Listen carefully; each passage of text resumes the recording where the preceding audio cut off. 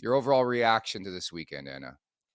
I think that the Leafs had a statement game that they were waiting to make, especially after the game they played previously to that. It's been a roller coaster of a ride pretty much this entire season with this team, but that game against the Penguins was the kind of game the Leafs needed to remind everyone that they're still in it.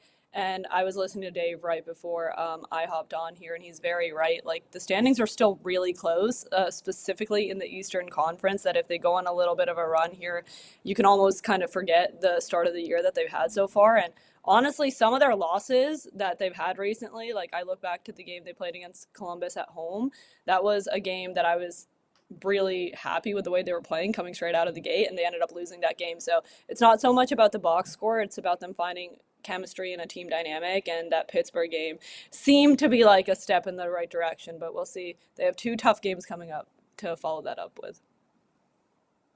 And it was also a response game, right? From letting it slip away Friday, coming back into it on Saturday, and then kind of getting that mindset in there in preparation for these games moving forward, because these are attainable. These are tough matches, like you said, but they're also attainable. So you want to see. I would imagine your mindset's similar here, taking that what they did, Anna, on in response on Saturday, and then bringing that with them into tomorrow's game at the very least against Florida. hmm Well, see, now this is the real challenge, right? I know a lot of folks were a little bit down on the Leafs train even heading into that Pittsburgh game, but the Florida Panthers and then the Yeah. Carolina Hurricanes next up, those are two very difficult opponents. Those are very, very solid teams, and even in the Carolina game in Toronto, it was an insane game just with the level of shots that the Hurricanes put up against this Leafs team. And I was surprised that the final score was what it was in that game with the way the Hurricanes played. So taking that momentum from the Pittsburgh game and going into Florida, going into Carolina, those are two actual tests. And getting a point at least in both those games, or ideally wins in both of those games, that's definitely the key to turning this momentum around, because those are two massive, massive ego boosts for this team that has all the pieces. It's not like they don't have the ability to play the same type of hockey we saw at the end of last season. Despite all the injuries, obviously, they've been dealt really bad injury luck to start this year. They just don't have the same chemistry and the same commitment to the team identity I feel like we saw at the end of last season when they went on a crazy run to close out the regular season. But these next two games and the opponents they're specifically playing against, this is the best opportunity they have to kind of wipe away the first quarter of the season that they've played so far. Yeah, that's a good point. They got to be Yeah. dialed in. I think the big word to use there was chemistry. We haven't really seen that through 25 games, but the Mhm. Washington game really pissed me off, where they had them. They were up 2-0, couldn't close the door. Saturday much better. But what was the biggest positive you could grab from the weekend? Obviously, some great stories. McMahon, that line in general with Joshua and Waugh was really good. The goaltending's been a strong point the last little while. What was the biggest positive you can draw from the weekend? I think the goaltending's really up there. I think everything that Joseph Woll has done since he's come back, and even in Anthony Stolarz' absence, Dennis Hildeby, like there's a sense of security in the Leafs crease, which is really nice, because Joseph Woll, like coming back the way he did during the season, it seems like he's in midseason form immediately. He's playing really, really good hockey and has held the Leafs in a lot of games. So even their current losses that have happened recently, you can't really blame Joe Woll for that. That's up there. But what you said about Dakota Joshua, Nick Raw, and that line kind of getting going, these are the pieces that the Leafs added this offseason to offset the big loss of Mitch Marner going the other direction. And not saying that they were meant to replace Mitch Marner. They were just supposed to add to the way the Leafs play. They play Craig Berube hockey. They're supposed to play hard hockey. They're supposed to win battles. And those are guys that you kind of expected to show up. Nick Raw is tough because he was playing really good hockey right until he got injured, which was difficult to see, because I feel like the next game would have been a really, really strong game for him. But now he's back. He had a very good outing. Dakota Joshua is the guy that I've kind of been waiting to see him get unlocked. He's been a little bit underwhelming for me starting this season so far, but that was a highlight point for him as well. And Bobby McMahon was such a low-key storyline last season. I feel like he was having a heck of Yeah. a year for himself, and it was flying under the radar, but it all counts in the end. And this year, slow year for Bobby McMahon to kick things off. So seeing that bottom six scoring kind of come together, the Leafs bottom six last season when they did so well during the regular season, I feel like it brought a lot of identity to the rest of their lineup, and that just kind of hasn't been there, probably because the bottom six changes every single game. But it's nice to see something kind of beginning to click down there. And and it's changed so much because of the injuries, right? So just Hmm. Chief trying to like rejig the roster a little bit. You mentioned that chemistry. It's got to be, now that they're healthier, it's got to be a little bit easier if they're stringing some games together fully healthy, to see if they can rebuild, I guess, reestablish some of that chemistry to kind of get going, right? Like you want to see that again, consistency. That's the message of the friggin' show that I'm bringing. But just to see that level of consistency playing, because that's going to build off chemistry. And if you can count on your secondary scoring, that makes life a little bit easier. Hmm.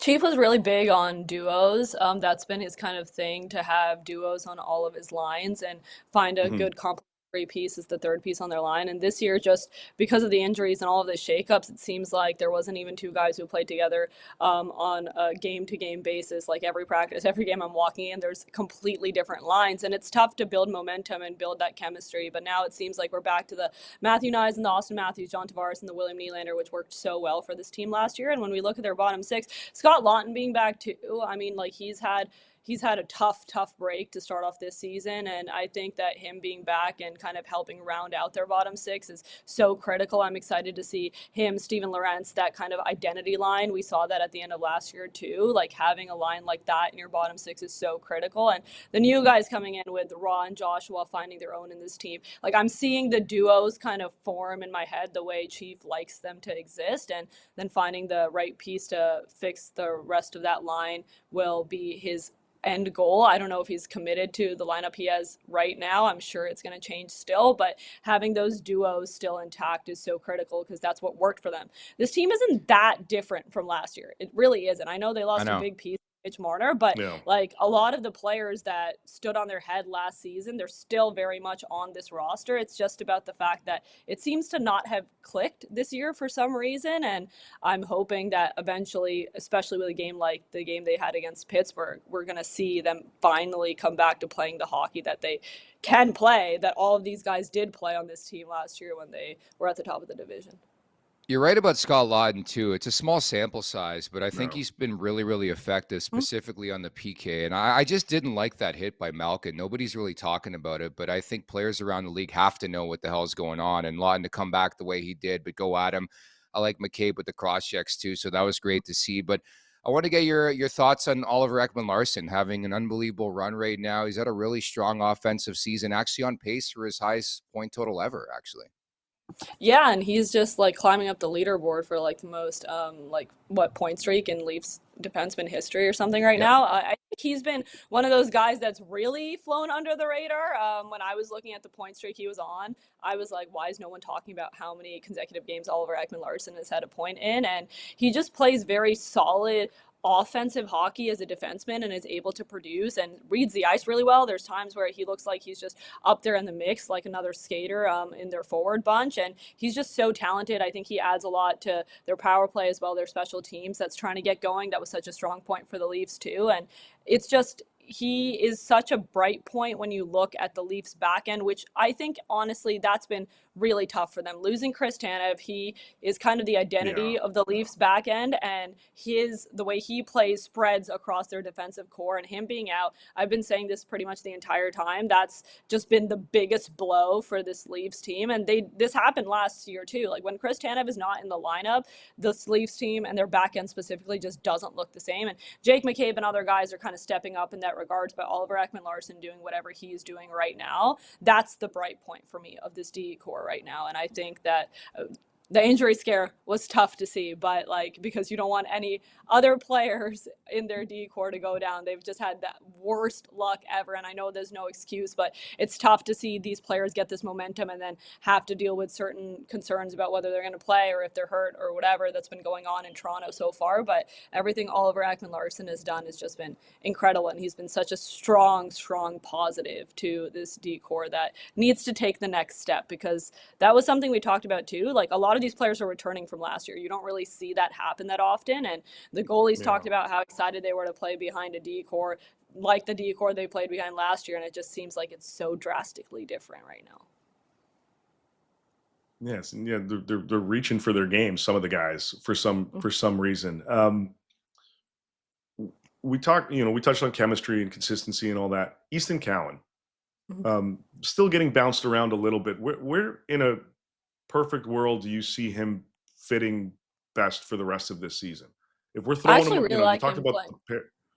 Yeah, I really like him playing with JT and Willie. Like, I actually like Yeah. that, where it's at right now, just because Easton is a player that complements the way John Tavares, I think even more than Willie, John Tavares plays Mm-hmm. so well. And Willie's one of those guys that can finish any play in any situation, and I think he's a pretty much good fit on any line. But I like what Easton Cowan can take away from JT, and we've seen that with JT putting in the effort to set him up to finally break through and get those goals. And just those two guys playing together is really, in my head, a good situation for Easton's growth. And he's really impressed me as a player. I've kind of talked about this Mm-hmm. a decent amount recently.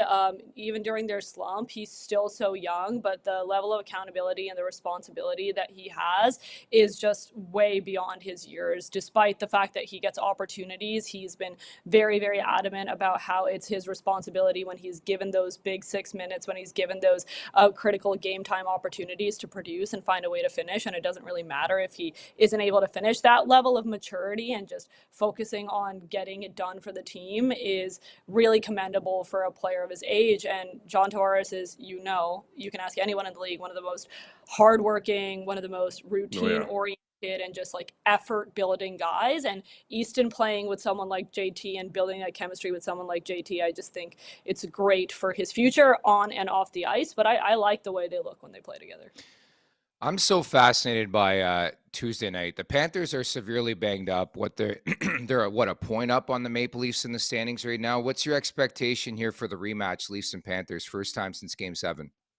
This is a great opportunity because you're right. Like, with all the injury issues that the Leafs are dealing with, the Florida Panthers have had no better injury luck so far to kick off the season. And this is a great opportunity for the Leafs to make some sort of statement here. They're getting their players back, right? Like, they have Matthew Knies back, Austin Matthews back, Nick Wallace back. They're injury players that have been haunting the Leafs for the last couple of weeks. They're back in the lineup. They had that game against Pittsburgh, and now this is the time to make a run. It's not about just getting one win here or there, or picking up a point in an OT loss. It's about getting a series of wins, stringing them together, because then all of a sudden you have momentum. And it's not, the standings are so close. Like, they're in a really fortunate situation right now where I feel like in the West, the Colorado Avalanche are like a juggernaut. And when you look at the East, it's still tight. Like, if the Leafs string together 3 or 4 wins, then all of a sudden you're right back in the action and you kind of forget where they are at right now. And Florida is just depleted. So going up against this Panthers team, a divisional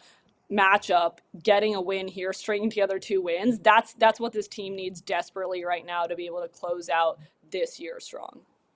Really is wide open, and we'll see what happens starting Tuesday night here as the Leafs visit the Florida Panthers. Anna, excellent stuff. Thank you so much for your time today. Thanks, guys. Have a good rest of your Monday. Make sure to check out more of our content right here on the Leafs Nation YouTube page. We got long-form interviews, we got clips, we got epic rants by Jay Roseau. We simply have it all. And don't forget, you can find out much more at theleafsnation.com. Thanks so much for watching.